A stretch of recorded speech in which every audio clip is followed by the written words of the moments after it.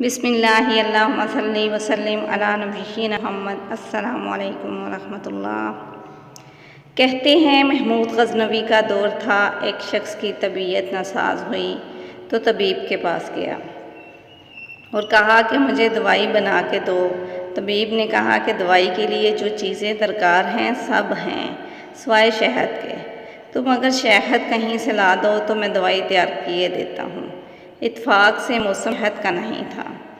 इस शख्स ने हकीम से एक डिब्बा लिया और चला गया। लोगों के दरवाज़े खटखटाने लगा मगर हर जगह मायूसी हुई। जब मसला हल न हुआ तो वो महमूद गज़नवी के दरबार में हाजिर हुआ। कहते हैं वहाँ अयास ने दरवाज़ा खोला और दस्तक देने वाले की रुदात सुनी। उसने वो छोटी सी डिबिया दी और कहा, मुझे इसमें शहद चाहिए। अयास ने कहा, आप तशरीफ़ रखिए, मैं बादशाह से पूछ के बताता हूँ। अयास वो डबिया लेकर बादशाह के सामने हाजिर हुआ और अर्ज़ की कि बादशाह सलामत, एक साइल को शहद की ज़रूरत है। बादशाह ने वो डबिया ली और साइड में रख दी। अयास को कहा कि 3 बड़े डब्बे शहद के उठा के इसको दे दिए जाएं। अयास ने कहा, हजूर इसको तो थोड़ी सी चाहिए, आप 3 डब्बे क्यों दे रहे हैं?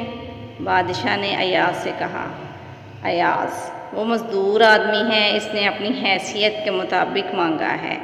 हम बादशाह हैं, हम अपनी हैसियत के मुताबिक देंगे। हासिल कलाम ये है कि अल्लाह भी अपनी शान के मुताबिक अता करता है। मौलाना रूमी फरमाते हैं, आप अल्लाह पाक से मांगें, वो अपनी शान के मुताबिक अता करेगा। शर्त ये है कि मांगे तो सही। अगर कहानी पसंद आई है तो एक बार दुरूद शरीफ पढ़कर कमेंट में माशाअल्लाह लिख दें। अस्सलामु अलैकुम।